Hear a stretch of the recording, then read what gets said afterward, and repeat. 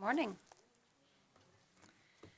There is a website that I occasionally browse called Find a Grave, and it's pretty much what it sounds like. You can type in somebody's name, and it gives you basic information about them, date of birth, date of death. A lot of times you can see a picture of their gravestone. I know I need more exciting hobbies, but here we are. Anyway, it's kind of interesting. I can see that 4 generations of my family have been buried in a little cemetery in Waynedale, starting with my great-great-grandparents who died during the 1930s and 40s. And by clicking on links, I can follow my family tree. Sometimes I can come up with some really great name suggestions for grandkids.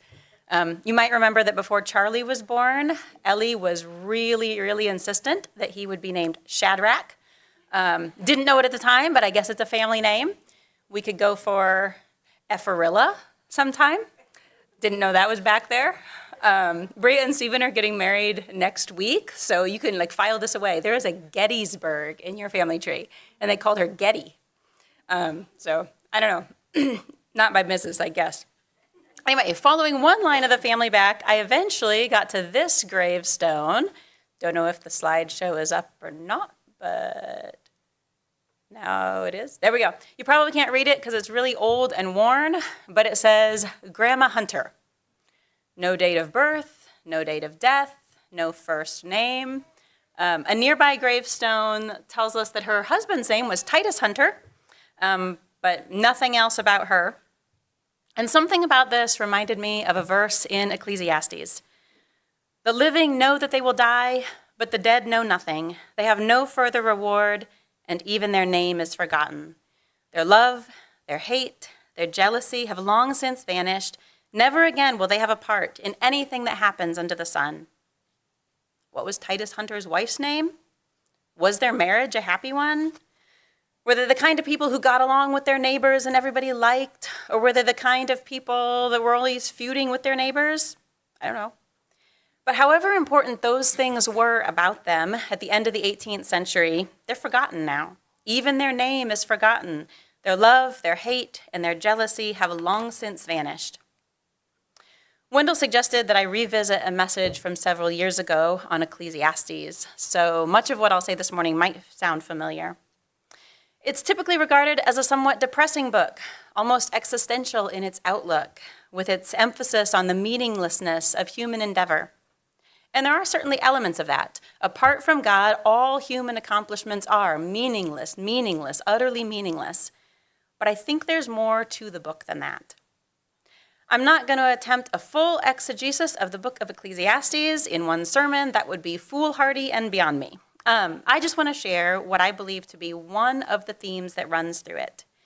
And in order to do so, we need to first take a look at a word that's used often in the book, the word translated meaningless or vanity, the Hebrew word hevel. Used 37 times in Ecclesiastes, hevel literally means breath or vapor. It's often used elsewhere in the Old Testament to refer figuratively to something as fleeting and transitory as breath. The name Abel, Adam and Eve's son whose life was cut short by his brother Cain, comes from the word hevel. His name was appropriate. His life was like a breath. Hevel is used in Proverbs 31. Charm is deceptive and beauty is hevel, fleeting, but a woman who fears the Lord is to be praised.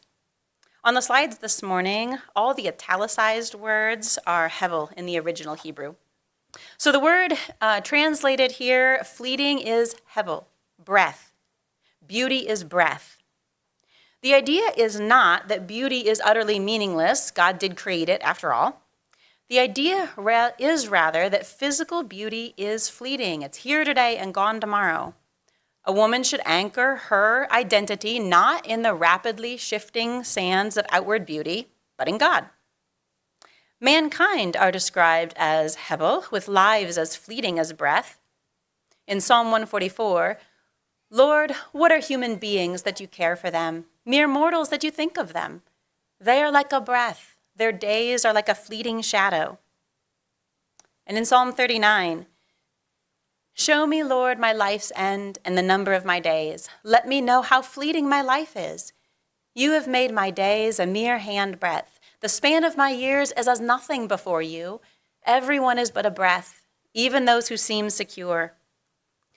Hevel in these passages doesn't carry connotations of worthlessness or meaninglessness. It simply emphasizes the fleeting, transitory nature of something by calling it breath or vapor. However, the word frequently is used with a decidedly negative bent, especially when referring to idols, which are so insubstantial and fleeting as to be worthless. In Deuteronomy 32, they made me jealous by what is no God and angered me with their hevel, their worthless idols. When Job responds to his friend's long-winded, ignorant speeches, he calls their words hevel. He says, I will teach you about the power of God. The ways of the Almighty I will not conceal. You have all seen this yourselves. Why then this meaningless talk, this hevel? Considering the range of meanings of hevel, breath, vapor, fleeting, transitory, worthless, how should we translate or interpret its use in Ecclesiastes? All translation involves some amount of interpretation, since a word in one language doesn't have the exact same meaning as any word in another language. When Jerome translated Ecclesiastes into Latin around the year 400, he chose to translate hevel as vanitas, or vanity. And that heavily influenced Christian translations and understandings of the book for centuries to come. The King James Version reads, vanity of vanities, all is vanity. Multiple modern translations do the same, including the ESV and the NASB. Other translations use different words that carry the same decidedly negative connotations, meaningless, futile.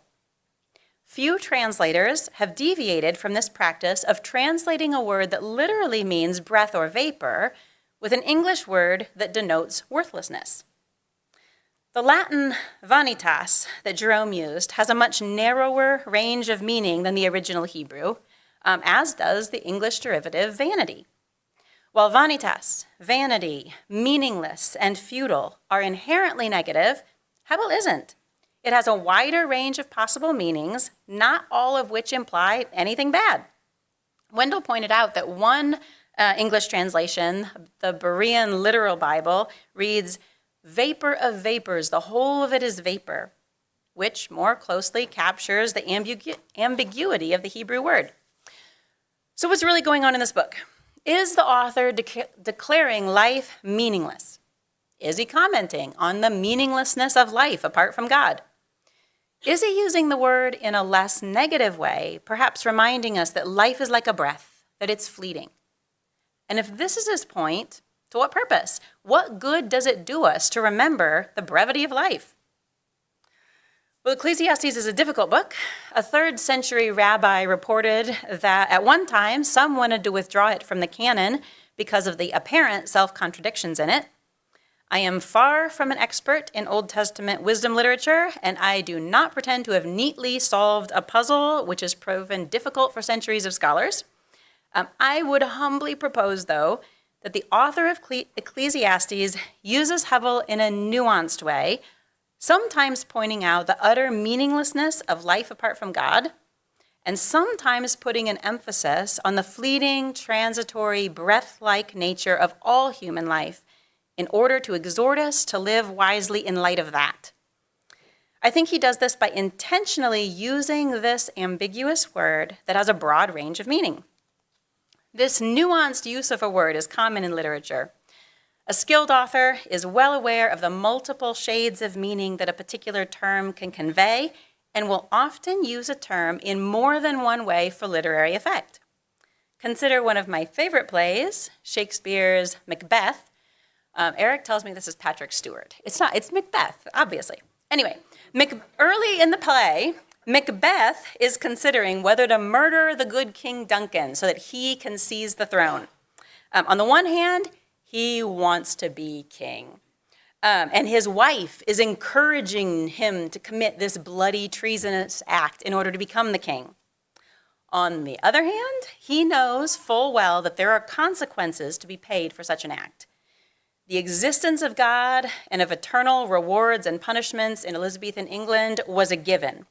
The Globe Theatre actually had the ceiling over the actors, this is a view like from the floor looking up, the ceiling over the actors was painted to symbolically represent the heavens, a reminder that our lives on earth are lived under the sovereignty of heaven above. And a trapdoor in the stage floor led to an area below referred to as hell.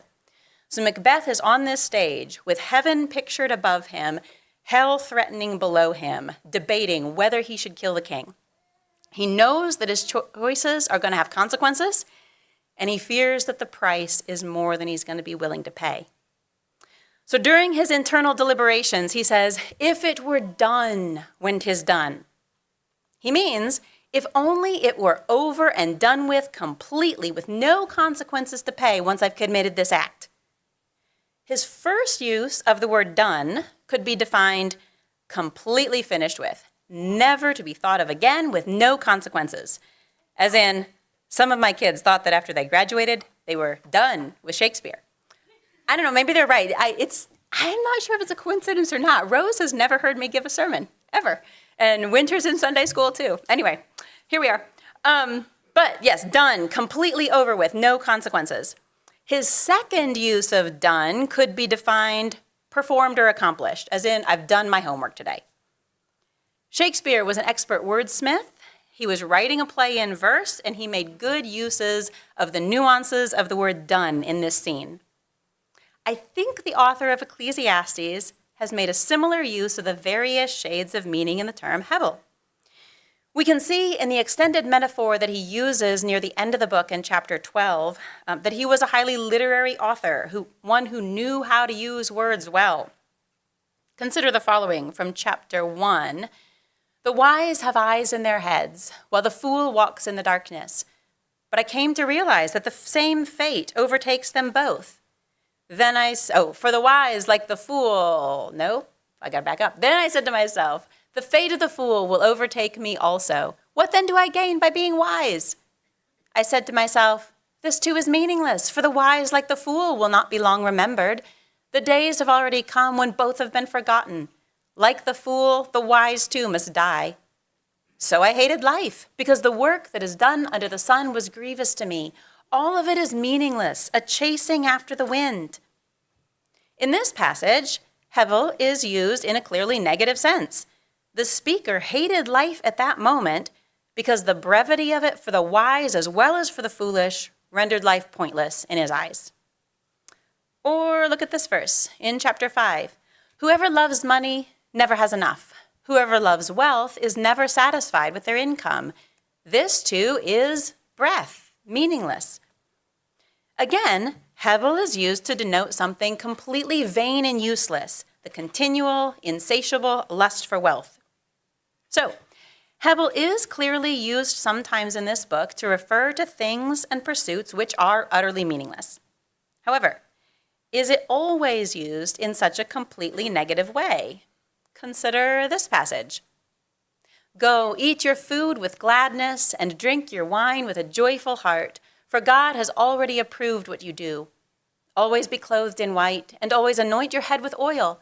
Enjoy life with your wife, whom you love, all the days of this hevel life that God has given you under the sun, all your hevel days.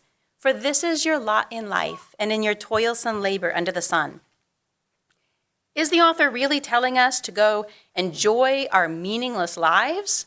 I mean, would we say goodbye to somebody at the grocery store by saying, "Go enjoy your meaningless day"? Or does verse 9 make more sense read, "Enjoy life with your wife whom you love all the days of this fleeting as breath life that God has given you under the sun, all your fleeting days"?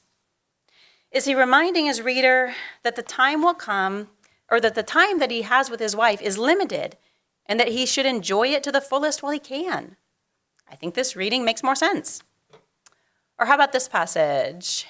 "You who are young, be happy while you are young, and let your heart give you joy in the days of your youth. Follow the ways of your heart and whatever your eyes see, but know that for all these things God will bring you into judgment. So then, banish anxiety from your heart and cast off the troubles of your body, for youth and vigor are hevel. Are youth and vigor really meaningless? Or are they fleeting as breath? If they're truly meaningless, why are we exhorted in verse 9 to be happy and take joy in them? How could we rejoice in something pointless? And why should we banish anxiety if we're stuck in a futile existence? Wouldn't facing that fact actually induce anxiety? Doesn't it make more sense that we are being encouraged to enjoy the gifts of youth and health, knowing that they're ours for just a short time? I think perhaps the author wants his reader to contemplate life's brevity and live his life accordingly, not in despair, but enjoying good things while they last. A similar idea is expressed in Psalm 90, in which the psalmist contrasts God's eternal nature with man's temporal one. Lord, you have been our dwelling place throughout all generations. Before the mountains were born, or you brought forth the whole world, from everlasting to everlasting, you are God. You turn people back to dust, saying, return to dust, you mortals. 1,000 years in your sight are like a day that has just gone by, or like a watch in the night. Yet you sweep people away in the sleep of death. They are like the new grass of the morning. In the morning it springs up new, but by evening it is dry and withered. Our days may come to 70 years, or 80 if our strength endures, yet the best of them are but trouble and sorrow, for they quickly pass, and we fly away. What's the value of dwelling on man's mortality? Verse 12 tells us, teach us to number our days, that we may gain a heart of wisdom. Keeping in mind the brevity of our lives helps us make the most of the days that we do have, to live them wisely. I believe this is one theme found in Ecclesiastes. Remember that our days on this earth are few. They are as fleeting as breath, and live them well to the glory of the Creator. This theme is supported by the substantial portion of the book that consists of Proverbs instructing us in how to live wisely. We are exhorted to be patient, not quickly provoked to anger, to avoid the temptations of immoral women, to be wise in our interactions with the authorities, to avoid laziness, and many others. In addition to these practical moral directives, we are exhorted to do something which seems very strange in a book that reminds us so often of our impending demise. Several passages actually command us to enjoy life. Let's take a look at these. There is nothing better for a person than that he should eat and drink and find enjoyment in his toil. This also, I saw, is from the hand of God. For apart from him, who can eat or drink or who can have enjoyment? I know that there is nothing better for people than to be happy and to do good while they live, that each of them may eat and drink and find satisfaction in all their toil. This is the gift of God. So I saw that there is nothing better than that a man should rejoice in his work, for that is his lot. Who can bring him to see what will be after him? Behold, what I have seen to be good and fitting is to eat and drink and find enjoyment in all the toil with which one toils under the sun, the few days of his life that God has given him, for this is his lot. And I commend joy, for man has nothing better under the sun but to eat and drink and be joyful, for this will go with him in his toil through the days of his life that God has given him under the sun. Rejoice, O young man, in your youth, and let your heart cheer you in the days of your youth. Notice that in these passages, the ability to enjoy the things of life is repeatedly called a gift of God. The book does not espouse an existential outlook at all, but it roots our joy in our Creator. We looked at this passage earlier, but this time notice the directives to be joyful. Go, eat your food with gladness, and drink your wine with a joyful heart, for God has already approved what you do. Always be clothed in white, and always anoint your head with oil. Wearing white, having your head anointed with oil, culturally would have been signs of joy. Enjoy life with your wife, whom you love, all the days of this hevel life that God has given you under the sun, all your hevel days. For this is your lot in life and in your toilsome labor under the sun. Whatever your hand finds to do, do it with all your might.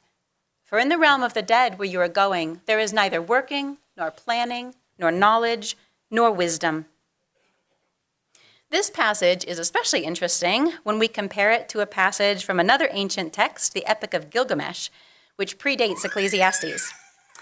In this work, Gilgamesh is a king, and his best friend has just died. He is in despair. So he goes on a journey to find the secret of immortality.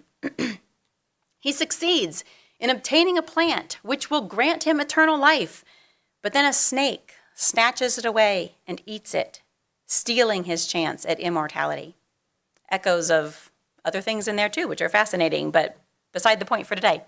Well, while he is on his journey, a goddess tells him, "Gilgamesh, where are you hurrying to?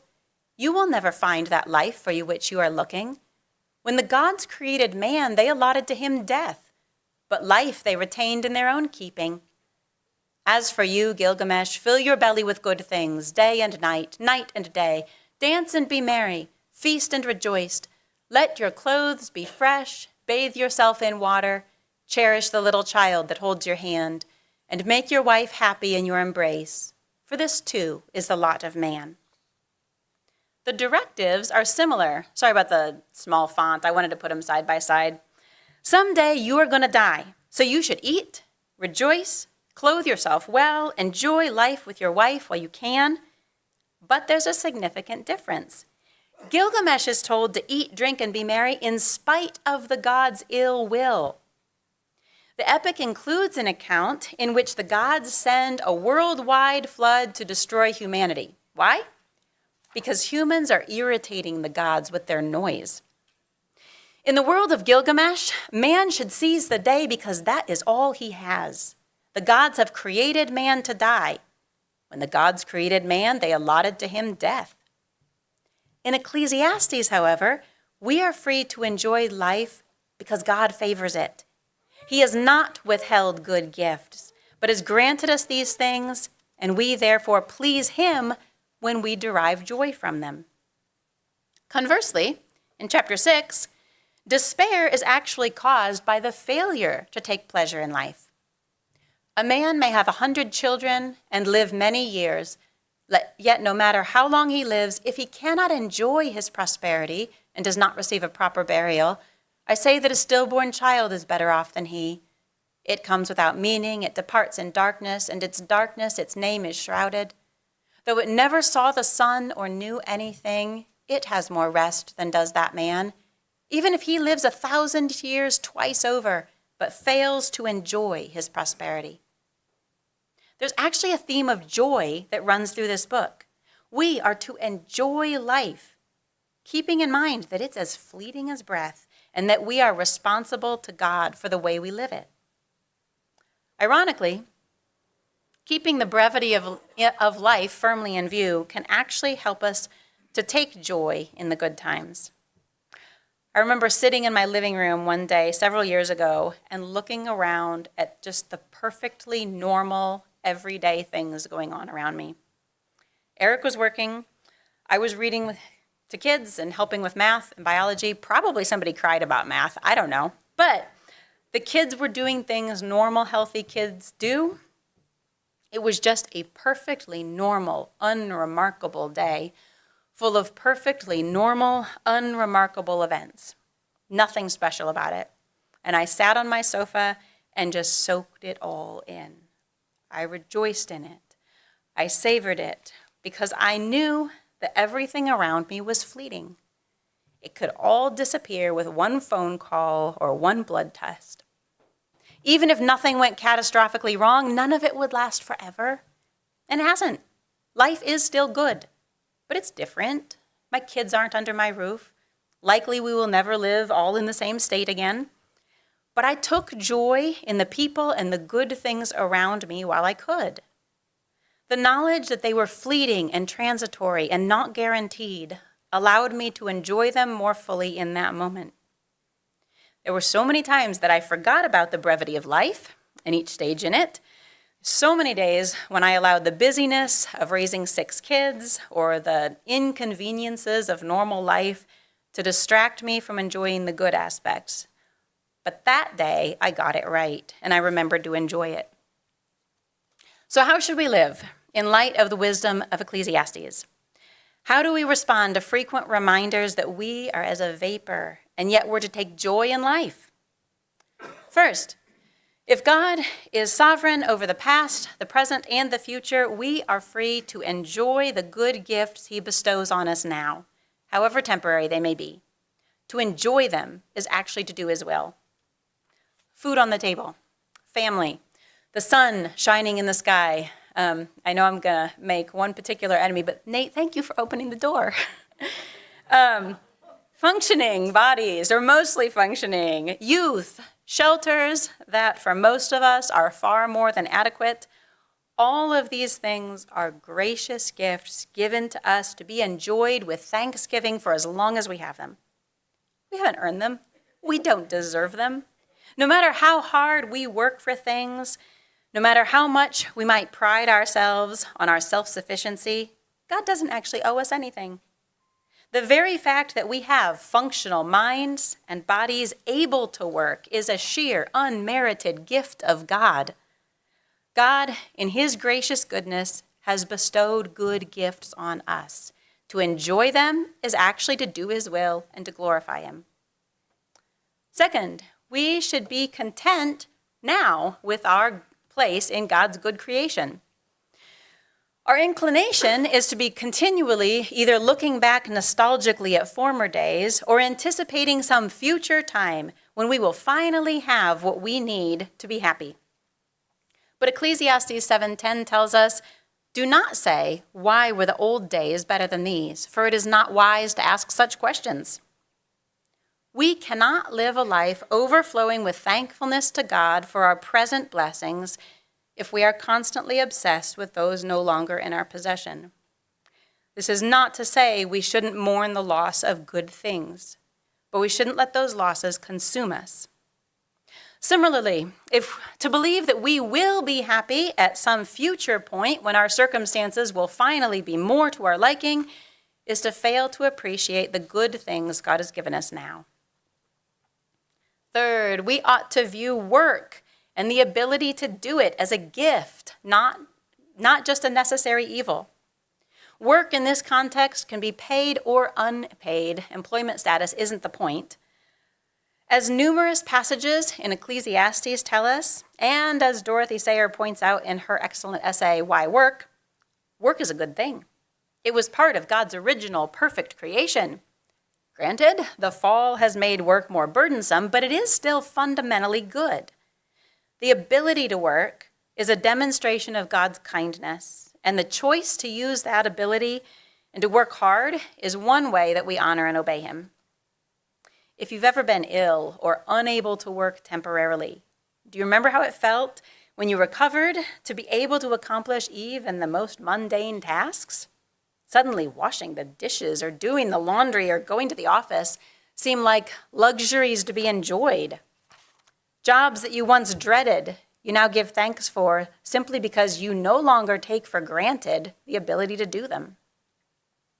The time is coming for each and every one of us that we will no longer have the opportunity to work. If we are granted the luxury of growing old, Ecclesiastes 12 will likely become an accurate description of us. Unless Christ returns first, every one of us will die, and as Ecclesiastes 9:10 points out, there's no work for us in the grave.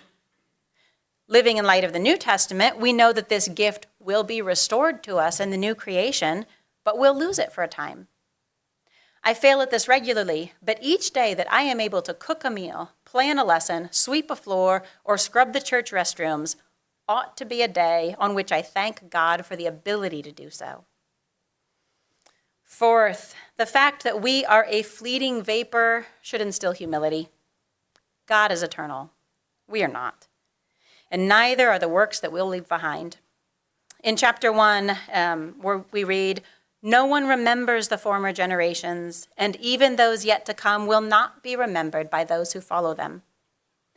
A recognition of just how transient our lives really are leaves no room for pride or arrogance. We should take a humble view of our accomplishments and a humble view of our wisdom. God is omniscient. We are not. Whatever wisdom we can gain is so limited compared to his, a fact which should lead us to humility. The New American Commentary puts it well. We must abandon all illusions of self-importance, face death and life squarely, and accept with fear and trembling our dependence on God.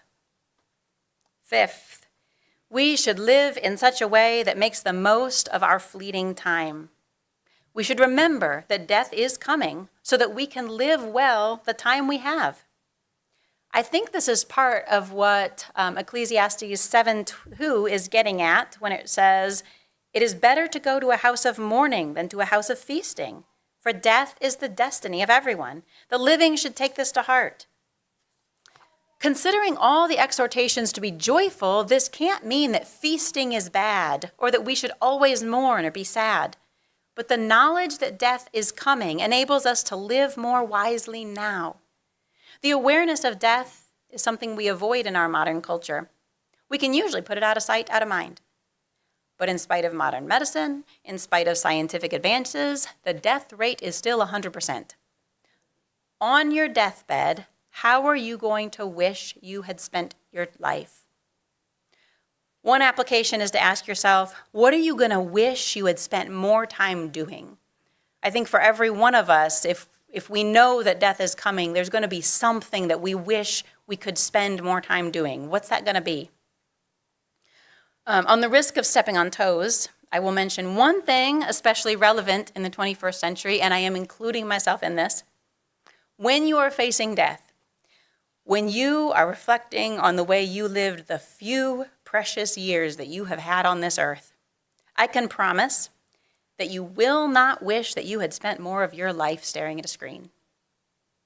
You are not going to wish that you had pulled out your phone just a little more often, that you'd kept better track of that 24/7 news cycle, that you'd seen just a few more Instagram reels or done just a little bit more online browsing. I promise you won't long to go back in time and be passively entertained just a few more hours a month. My dad is 86. He's raised 5 kids, and he's gotten to see grandkids and now great-grandkids. He knows just how fleeting these few decades that we spend on the planet really are. He says it always makes him so sad to be out in public and see a little kid with a parent who's looking not at that child who's going to be grown before they know it, but at a phone, a machine, a distraction from the eternal soul right next to them with whom they have just a few short years. Our time in this world is limited, and we should use it well. There are plenty of applications of this. I've mentioned this one because it's almost universal in 2026 American life. Lastly, while everything around us will one day be gone, everything around us is hevel, breath, there is something, or rather someone, who endures forever. It is not meaningless or futile to live a life of obedience which glorifies our eternal Creator. Chapter 12 begins, "Remember your Creator in the days of your youth, before the days of trouble come." Real faith is not knowing theological truths, but living as though we're the center of life. Real faith is acknowledging that God is the center of everything, that his eternal existence is the reason that our mortal existence means anything at all. Faith is putting him at the center of everything we do. Pick up your Bible and read it. Orient your life around the one who created your life. If we do that, living wisely is a natural result. We can live each day asking ourselves, how can I glorify God in the choices I make today? In the way that I work, in the way that I interact with my spouse, my kids, my coworkers, and my neighbors. Live in such a way while you're young that when you're old, you are not looking forward to death itself. Death is an enemy, but you can look forward to meeting Jesus, to finally meeting face to face the one that you've lived for and come to love. Yes, unless Christ returns first, we will one day die, be buried, and probably eventually be forgotten by everyone on the planet, just like Grandma Hunter. But we serve a good God who, in spite of these ruinous effects of the fall, still showers us with good gifts to be enjoyed. This is true even more so in light of the New Testament truth revealed. This life is fleeting as breath, but at the resurrection, all will be restored. Everything will be set right. Cemeteries will be emptied. And we will be free to enjoy God's good gifts, not for a brief season, but for all of eternity. Remember, we are as a vapor. God is eternal. Whatever difficulties and enigmas the book of Ecclesiastes may contain, the conclusion is clear. Now all has been heard. Here is the conclusion of the matter. Fear God and keep his commandments, for this is the whole duty of man. For God will bring every deed into judgment, including every hidden thing, whether it is good or evil. I think at this time the musicians are going to come forward and we'll close. Is that the case?